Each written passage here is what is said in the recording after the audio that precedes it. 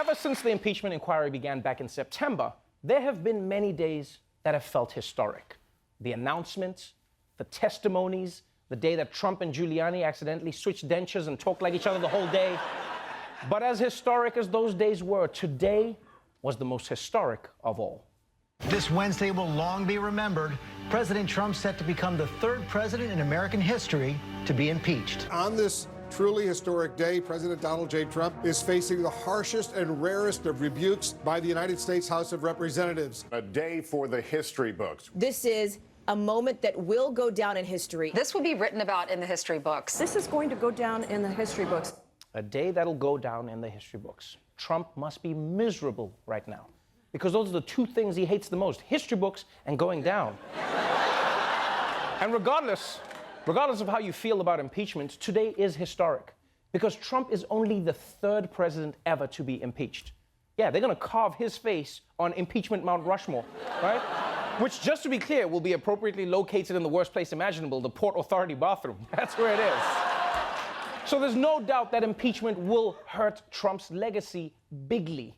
But it also seems like it's hurting his feelings.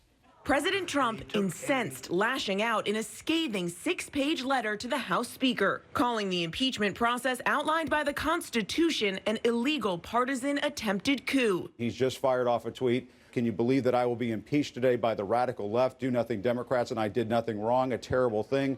Read the transcripts. This should never happen to another president again. Say a prayer.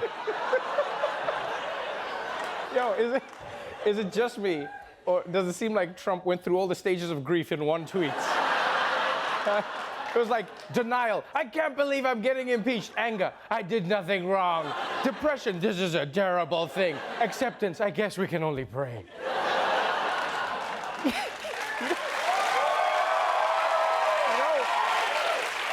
You know what Trump reminds me of in that tweet is like, remember when you were a kid, right, who was gonna get a spanking, but then your parents told you it was gonna happen later because they didn't have time?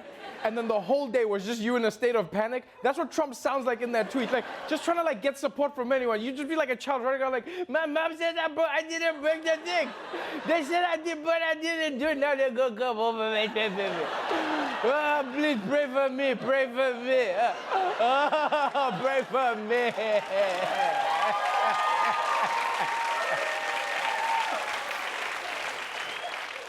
But as upset as Trump sounds, his Republican minions in the House seemed even more angry because they spent the day on the floor of the House competing to see who could make impeachment sound the worst.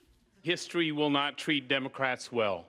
They'll be forever remembered as the Senator Joe McCarthy's of our time. On December 7th, 1941, a horrific act happened in the United States, and it's one that President Roosevelt said, this is a date that will live in infamy.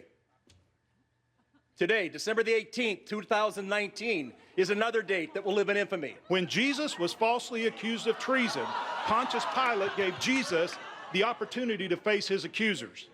During that sham trial, Pontius Pilate afforded more rights to Jesus than the Democrats have afforded this president. Holy shit! Did these guys just compare impeachment to Pearl Harbor and what happened to Jesus? What, did they just Google bad things and then click, I'm feeling lucky? Is that what happened? First of all, people actually died at Pearl Harbor. No one's dying here, okay? And secondly, Jesus was tortured and then nailed to the cross. That is way worse than what's happening to Trump. And even if Trump was going to be put on the cross, he'd never carry it himself. He'd probably put it on the back of a golf cart, all right? It's just the same. It's not the same. It's not even close. So House Republicans spent the whole day being huge drama queens about impeachment. In fact, at one point, a Republican congressman from Ohio even held, and this is completely real, a moment of silence for the 63 million people who voted for Donald Trump. Which is kind of ironic because Donald Trump would never be able to hold a moment of silence for himself. Yeah, he'd just be like, let's have a moment of silence. Wow, this is the greatest moment of silence ever. Listen to how silent it is. So silent. No silence has ever sounded like this before. I can't believe how silent it is. So powerful.